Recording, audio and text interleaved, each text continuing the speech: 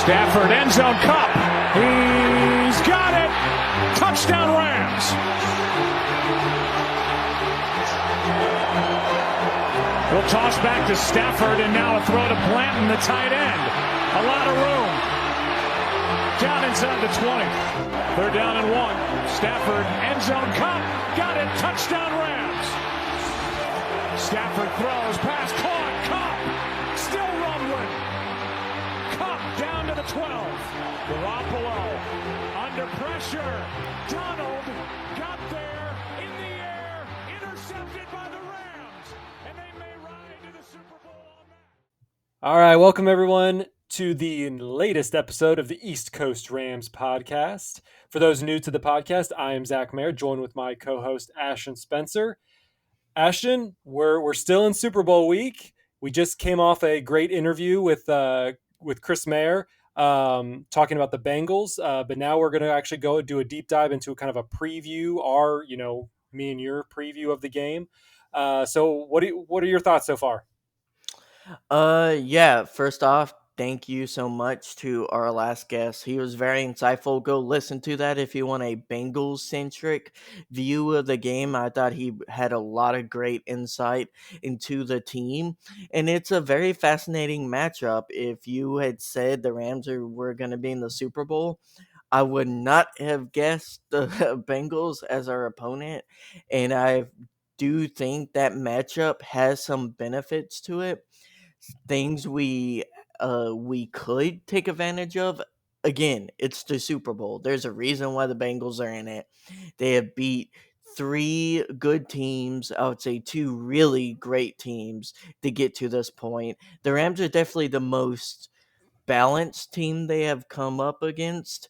So it'll be interesting to see how the Bengals react to that, their tactics. But I'm just excited for the matchup, Zach, and I'm interested to see kind of where you are. I feel like we're both have been optimists, especially in the latter half, going into the season. Week 17 week 18 was a very rough game, and coming off of that, we didn't know where to kind of look for this team to start off with in the playoffs, because that was a brutal loss to the 49ers. And we ended up just launching off of a rocket pad after that Cardinals win. So going into this Super Bowl, Zach, what is your feeling? Are you feeling positive, or are you feeling like the Bengals, their underdog mentality will make them just a team that will come out and play so hard and just kind of dominate the Rams? I have a lot going into this game until the Super Bowl ends. I'm going to keep saying it. I'm from Cincinnati. I know the Cincinnati fan base. My whole family's Cincinnati Bengals fans. And so I know how much this means to the city. I know how much it's going to mean to the players, obviously. It's going to be a good game. I don't foresee one team blowing out the other in any way, shape, or form. I think it's going to be a close game. If you just look at the stats that we'll get into here in a bit, I think it's going to be a close game. But for the Rams side of things, Week 18 was the momentum shift. I think if we would have won Week 18, we may not be in the Super Bowl.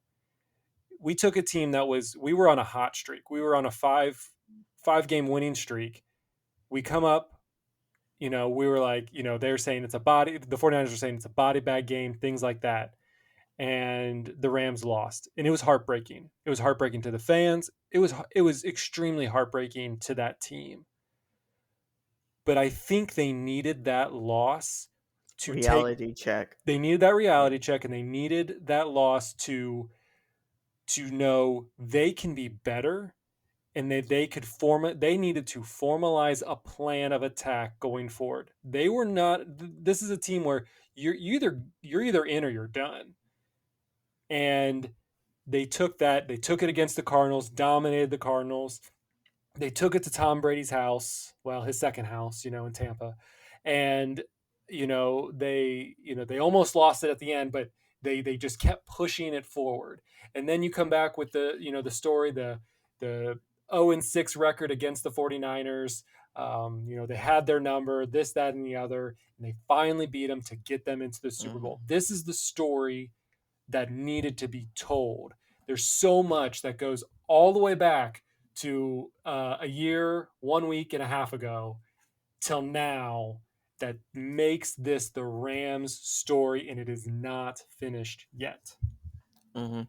Yeah, and they will be going up against another big obstacle, and I've told you about this before, Zach, and that is my Super Bowl picks. I won't go into my exact prediction, but as you know, Zach, out of the last 16, out of the last 17 Super Bowls, I have predicted the wrong winner 16 out of 17 times. It is a very impressive streak. I was wrong, I believe, like 11 times in a row until I finally got one with the Broncos winning in 2015. But besides that, I have been very, very bad at it. Yeah, I mean, and yeah, we don't need to go into specifics. I don't even know if I want to give a prediction to this one, but anyways, yeah, it's going to be a hard fought. It's going to be a hard fought fight. If you look at this, let's look at the stats from this year. First off, the Rams were 12-5. The Bengals were 10-7. They probably could have been 11-6 if they wouldn't have held back against the Cleveland Browns in their last game.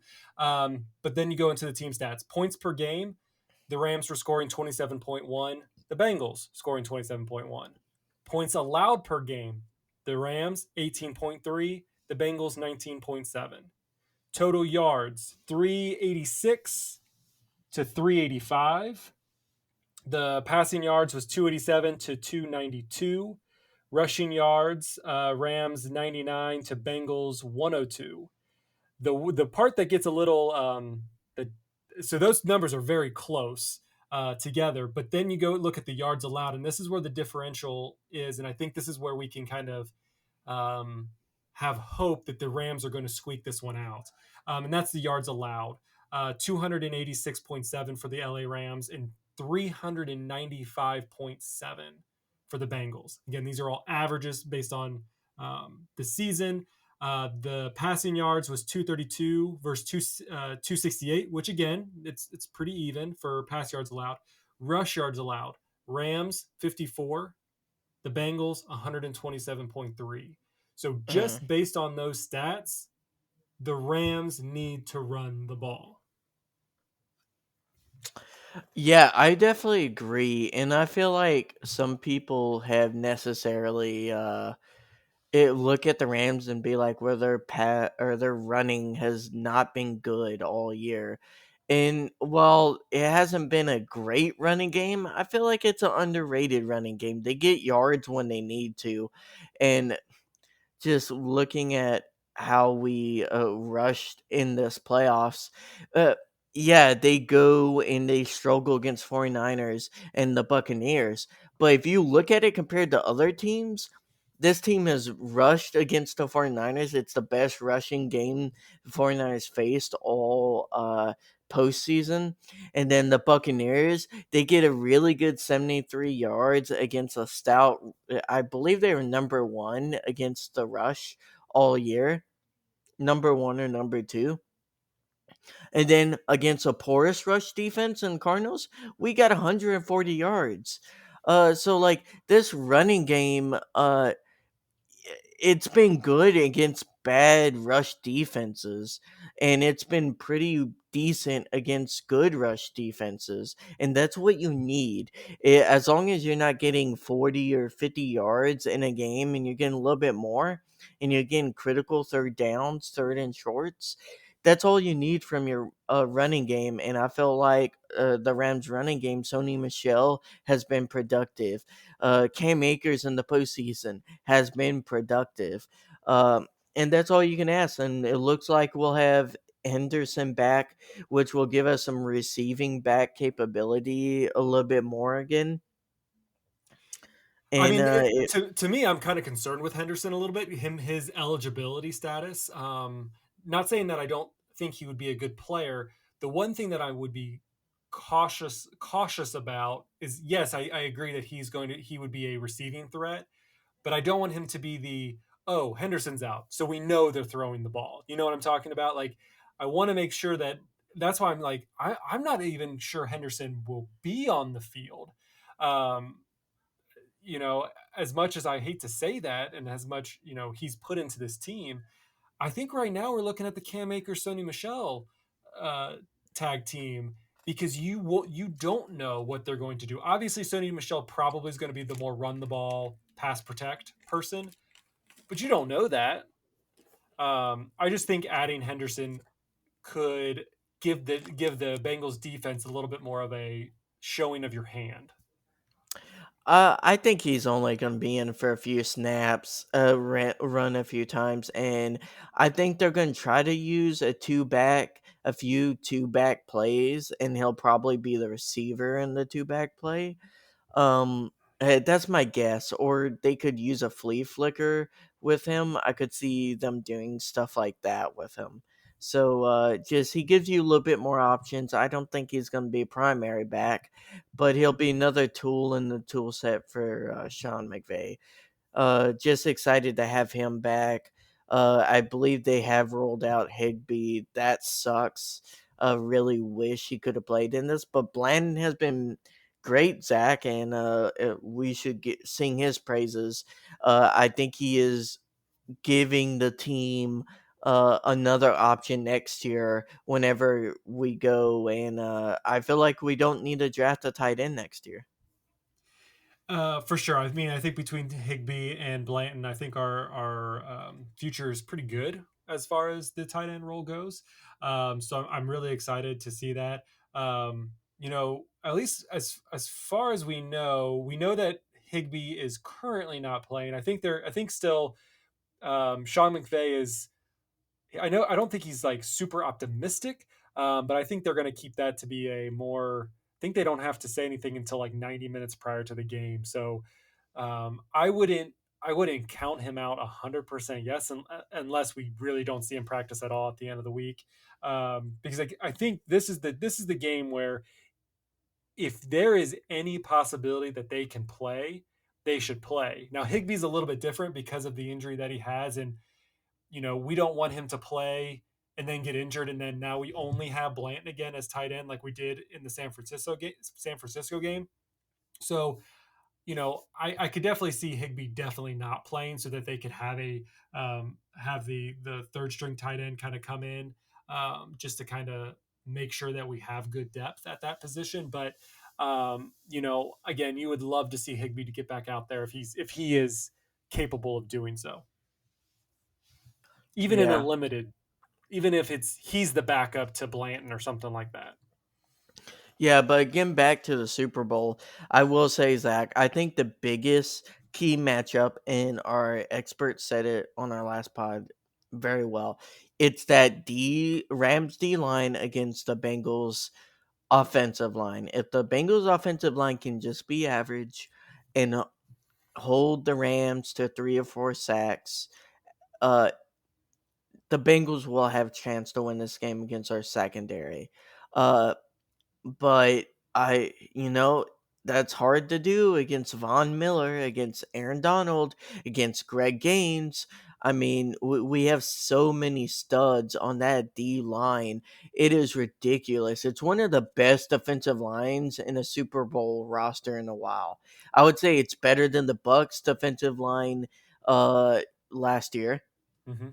No, yeah, I don't disagree with you. And, we're getting Sebastian Joseph Day back. So, I would assume Greg Gaines and Ashawn Robinson will probably still play most of their key roles. And, but having, Sebastian Joseph Day back is going to be a big boom to the defense, where people can take better breaks, and knowing that, when we're rotating people in and out, that position is safe and it's secure, and keeping our defense fresh. And I think that's something that's going to, pay dividends in the Super Bowl. Yeah, it should pay dividends.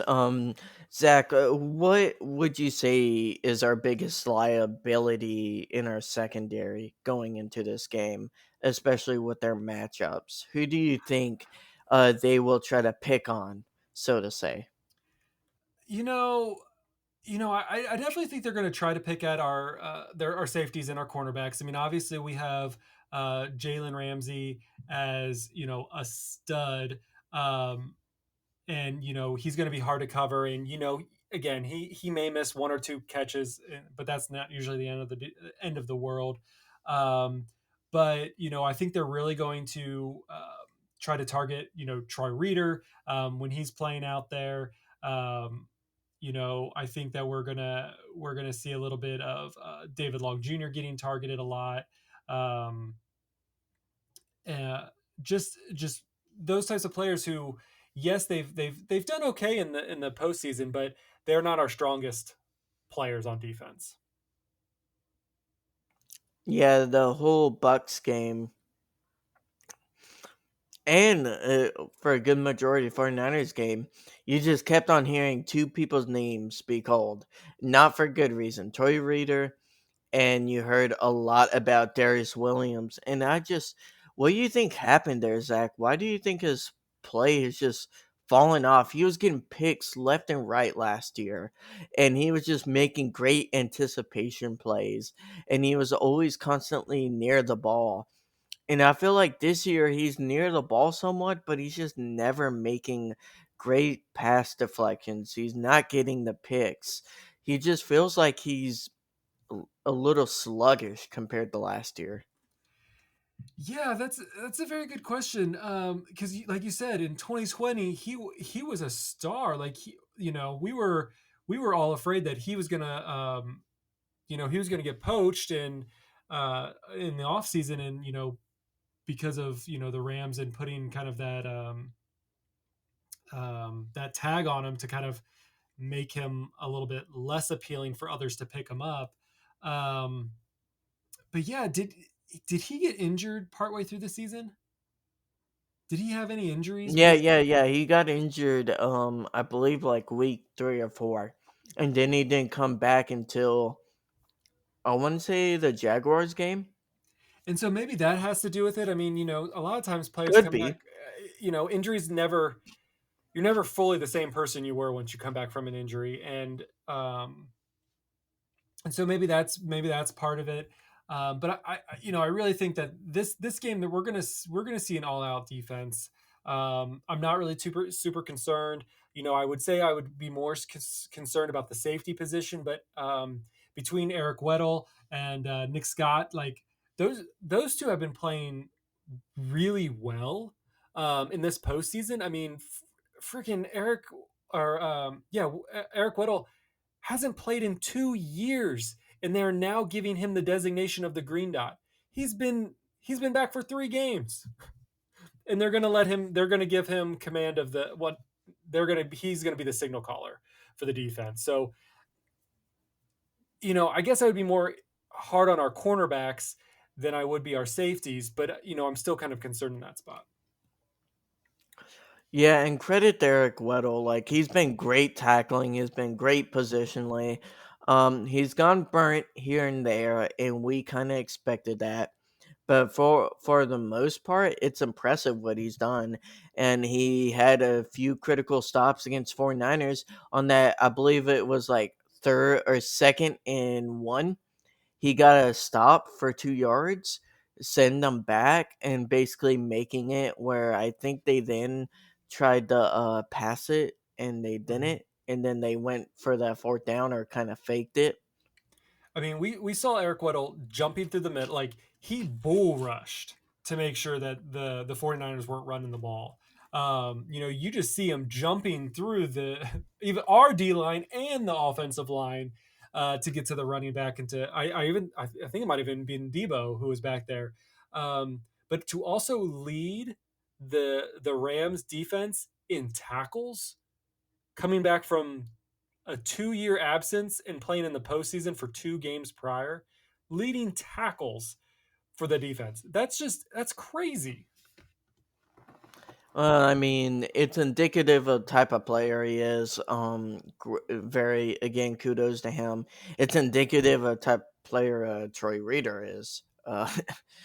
Your safety shouldn't be leading in tackles. You just shouldn't. That means their running backs or wide receivers were just constantly getting through the first tackle, which was most likely Troy Reader just getting dragged. I think there's a play where he literally got dragged by Debo Samuel for like 5 yards. Yeah, and those things are going to happen, and unfortunately, and as much I think in the first two games of the postseason, Reader did a very admirable job. He was playing at a lot higher level than he was, especially in the first half of the season. In the 49ers game is a tough team. They know, like, again, I don't want to say that they have our number, but they're a tough team to play week in and week out. Having to play them three times is crazy enough. So, I give Reader a little bit of a pass. Again, he was, again, between him and Darius Williams, they had a phenomenal 2020 season, and it seems like they did dip a little bit this year. And for whatever that reason is, we gotta move past it, and hopefully they can get their job done this weekend so that these guys get their rings that they deserve. Yeah, I mean, like we said, after Reader was doing good, we gave him kudos, but we said the problem with Reader with his career has been he hasn't been able to do that consistently Right. for like over long stretches of games. Mm-hmm. And we're starting to see that again, and I wish the best for him. I want him to play like we don't want any single player to do bad, right, Zach? Like we want every player to ball out and be great Mm-hmm. when they go and wear that uniform. Mm-hmm. But we have to be objective and we have to, say when a player's doing good or not. And hopefully he does good in Super Bowl. He lost the green dot. Hopefully that's for a good reason that Eric Weddle performs well. And that's because we're getting Ernest Jones back, right? Is that Yeah, what we're Ernest assuming? Jones is fully So back. so pretty much the reason why we're getting this back is Ernest Jones is going to be coming in. I assume they're going to be rotating between Ernest Jones, Reader, and Howard. And so if you're going to have, since now you're going to get probably Taylor Rapp back into this, um, but I don't see Taylor Rapp or Nick Scott exclusively playing 100% of the role. So the next man up is going to be Eric Weddle. So I think it makes sense of why Weddle is in. When you're getting probably your better linebacker with Ernest Jones, and then kind of substituting Howard and Reader into that kind of rotation. I think there's a good reason why they gave it to Reader, or they gave it to Weddle. Mm-hmm. So let's kind of, so we've been talking a lot about the defense. Why don't we talk a little bit about the offense? Man, I just had my thing. Okay, so the offense. So we have Matt Stafford. He's having an excellent year. He's had 4,886 yards, 41 touchdowns, 17 interceptions. Joe Burrow, 4,611 yards, 34 touchdowns, 14 interceptions. Really, people seem to be breaking this down as it's Stafford Cup versus Burrow, Chase, and definitely talking to Chris in our last episode. I think that seems a little bit unfair of a match. Cup does get a lot more targets from Stafford than Chase does to Burrow. But Chase and Burrow are, they seem like a dynamic duo that is only going to get better going from here on out. Yeah, it's a little unfair, but you have to remember Cooper Cup is just great at getting open. It's not like he wasn't known as like the league leading receiver until like week 17. Like he got that pretty early in the season, like around halfway through, Mm-hmm. and he has just been unstoppable since. So I feel like it's to a different magnitude with Stafford and Cup, and I just don't get why Cup doesn't get the love I feel like a lot of other wide receivers, if they were having this type of year, would have. It just feels like Cup is just constantly not talked up as the best wide receiver in football, which he was, like, very clearly, and that's with being tripled and double teamed a lot. Uh, And for a lot of these matches, and he still's going above 100 yards. He has the most 100-yard games in a single season now. Like, that's yeah, ridiculous. no, I agree, and it kind of just makes it seem like, well, yeah, that's Cooper Cup. If Cooper Cup was in the Super Bowl 3 years ago, they would have won that game. Like Cooper Cup, it's always been third and Cup. Cup has always been the reliable receiver for the Rams, and I don't know if it's that mentality that makes people forget that this is the Triple Crown winner. This is the guy who has, he is the guy who can catch the ball and get yards for days after the catch. Like, what are we talking about when we're talking about an MVP candidate or offensive player of the year, or, whatever? Like, this is the guy who puts his heart and soul into the game. We see it day in and day out. And like you said, he's the player who also has the most 100 yards per game in the NFL, including postseason. So this guy is crazy, and he's still not getting the attention, which is just kind of crazy. But Like, he's the reason we won Tampa Bay.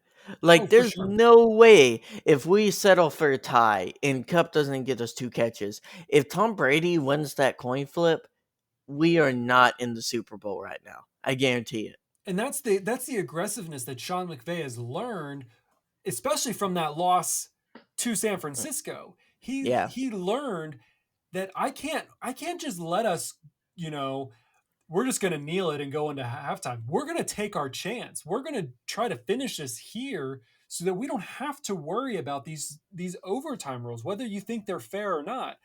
Let's not put ourselves in that position.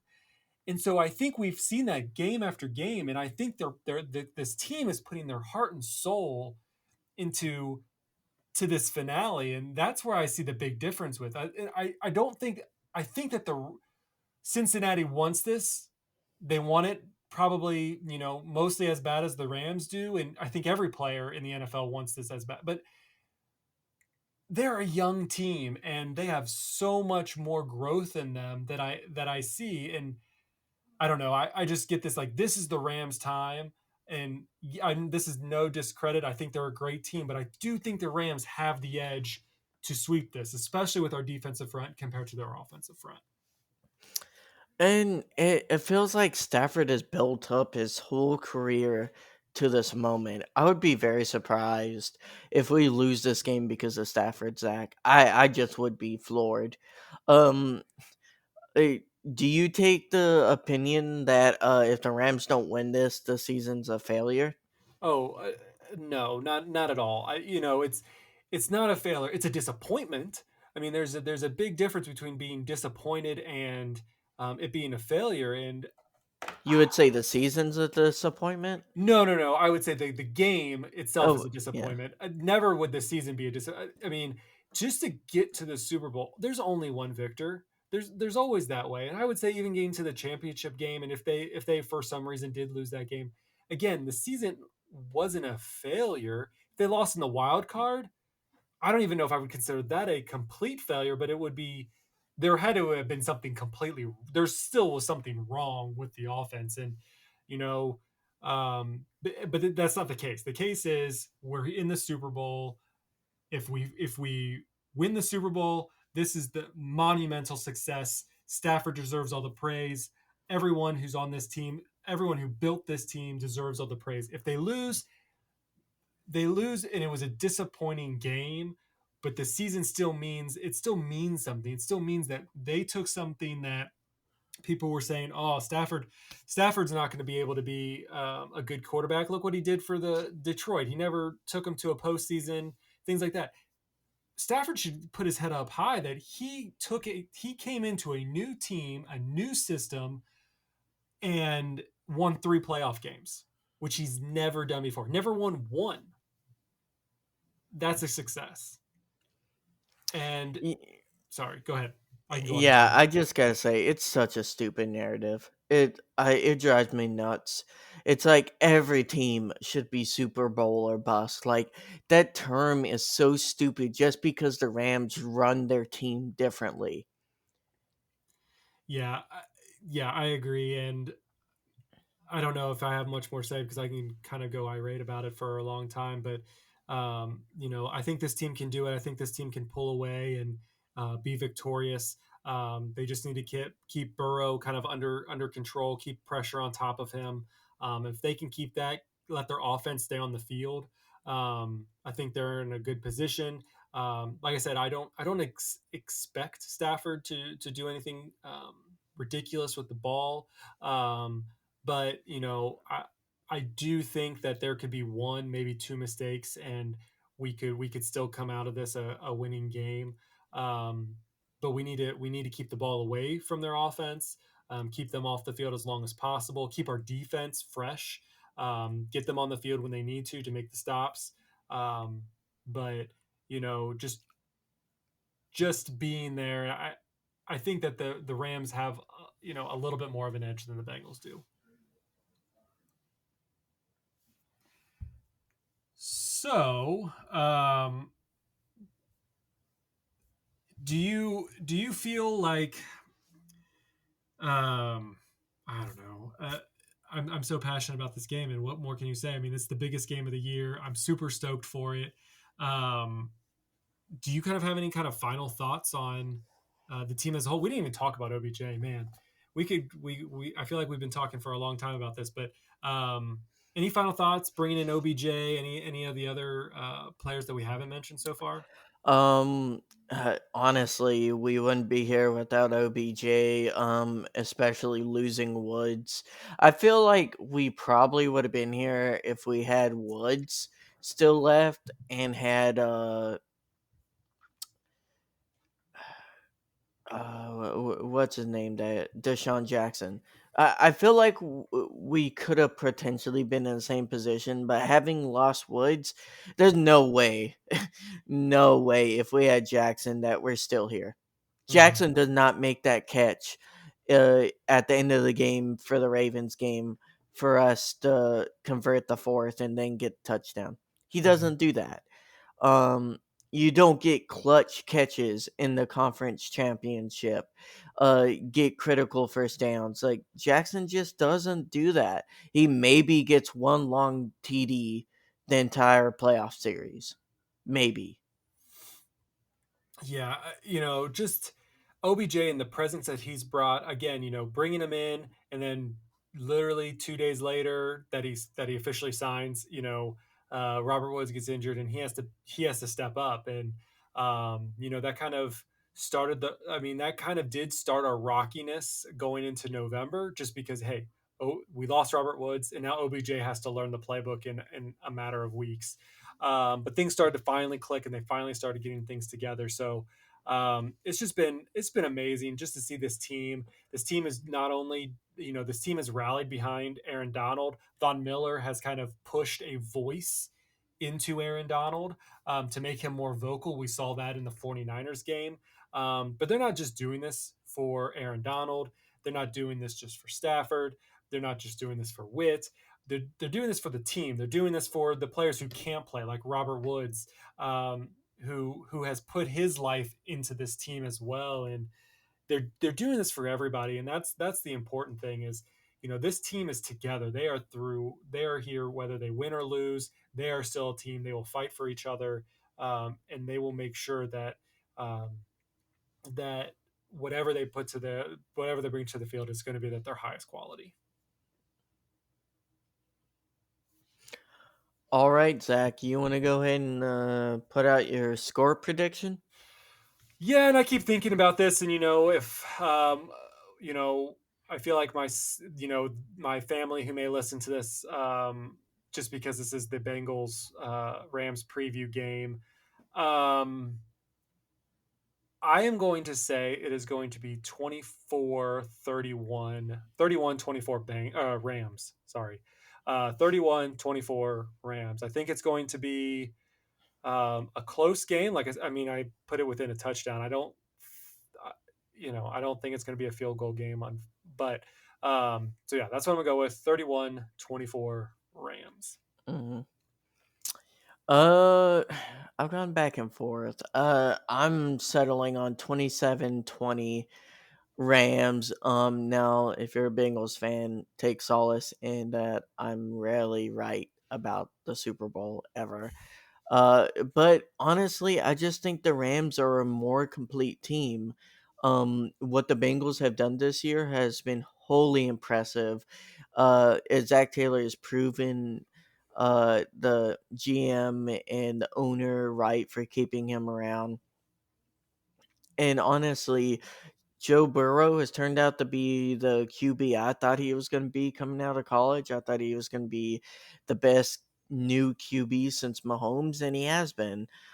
Just fantastic. And just looking at this matchup, I think the first half is the defensive slog, Zach. I think it'll be something like 9.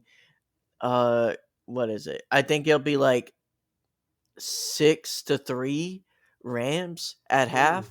really? Yeah. I think it's going to be the offensive slog.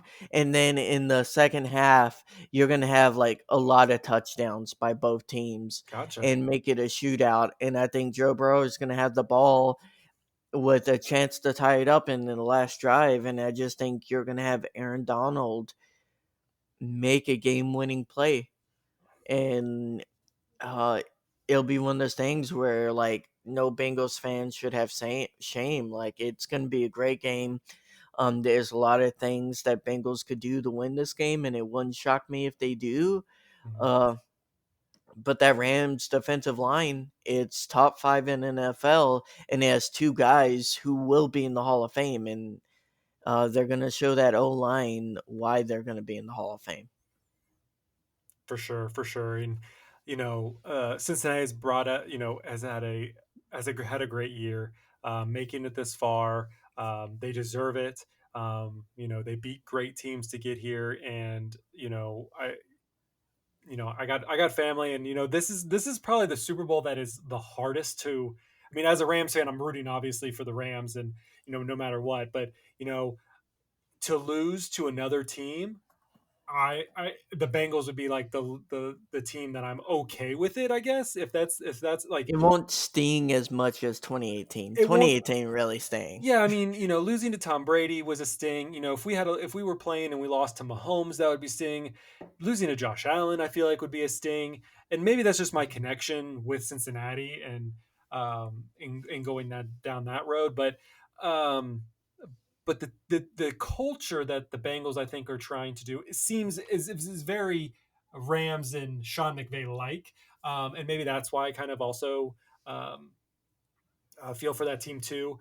They do a lot of things very similar to what the Rams do, and which is fine. A lot of times this is the copycat league, so whatever works, they're gonna jump on board. I mean, we've seen Sean McVay's tree grow, and it's continuing to grow into this coming years too. So yeah, that's Yeah, that's true with coaching, and watch the GM start to like if we win, oh, you're going to see some aggressive GMs making um less need like moves, probably not as good as need does. and you can, and I think that's the case. I mean, you have a team where you're trying to get people on your team, and if you don't have players like Stafford and Aaron Donald and Ramsey on your team, being the people to bring them in, I mean, you're not gonna do it. I mean, you're gonna have teams that are gonna try to do this, and they're either gonna succeed or fail. I mean, if you don't They're have a going to be Tom missing the Brady, culture. yeah, I mean, if you don't have a Tom Brady who's going to bring in a Gronkowski, who's going to, elevate players and things like that, you have to have those players to bring people into your culture. It has to be a culture that's going to work for these players. I know we can talk all night. We probably should wrap up our preview before we go into even more of a deep dive. We can do an episode all on the Rams culture in the future. Yeah, stuff to talk about during the off season. We'll do a lot of off season pods like that. All right, so I think that's going to wrap it up for this episode of the East Coast Rams podcast. You can always send questions and feedback to feedback@eastcoastrams.com or hit us up on Twitter. I am at Zach Mayer. Ashton's at RamsFanAshton1. And yeah, I mean we're getting to the end with the end of the road of football for this season. I'm super excited for the game. I'm not going to spend it with my Cincinnati family, unfortunately. I live too far from Cincinnati really to make that work on a Sunday night, but um, it's going to be a great game. I'm really excited for it. Any final thoughts, Ashton? It would have been an awkward family dinner after the Rams win. So I Very much I so. would say it's better for you to kind of let them get They over that pain. they can just look at my my Instagram post or Facebook post if they really want to see my reaction to it. So I'll let it stay on social media at least for a couple maybe an hour so after the game. But Okay, guys, we will do questions from the Ramily. Well, in this case, it won't be from a Ram fan, but we love all the Lions support that Stafford has brought over to this team. You guys may not be fans of the Rams themselves, but man, you guys have been some of the most awesome um group of people I've ever met online and in person. Just talking to Lions fans, just supporting the player. I feel like Stafford has earned it. He put a lot of time in Detroit. He did try to make it better, and you guys are turn. I truly believe you guys are turning the corner. But we got a question from Gage or O'Leary.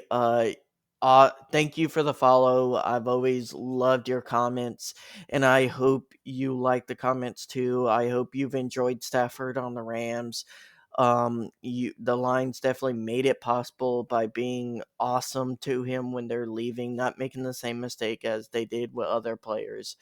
And he asked, in your opinion, is Matthew Stafford the best quarterback in the league now that Tom Brady has retired?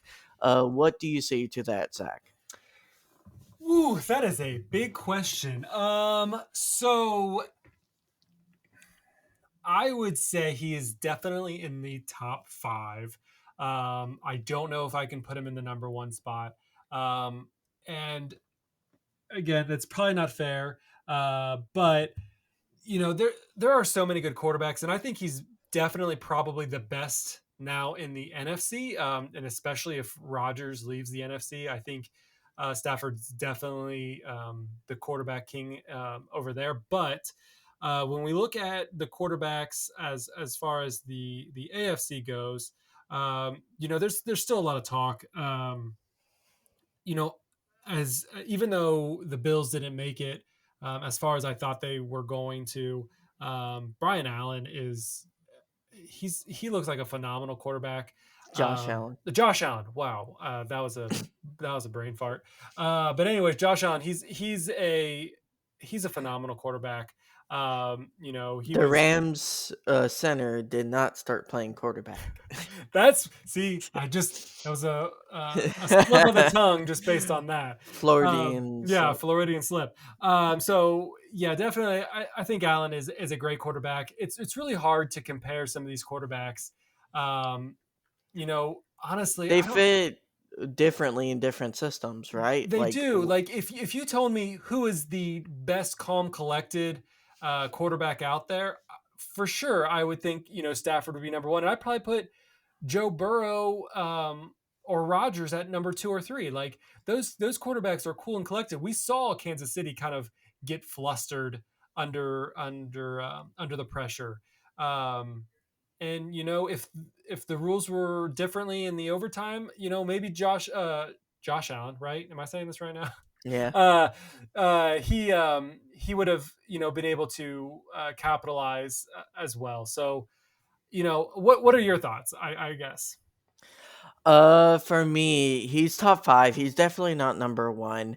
He'll be number one in NFC if Rodgers leaves.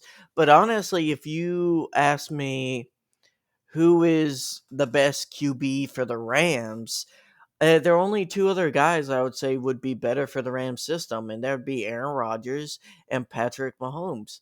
That's not a bad list to be behind. Besides that, he's right there. Maybe you can make an argument for Herbert because he's younger.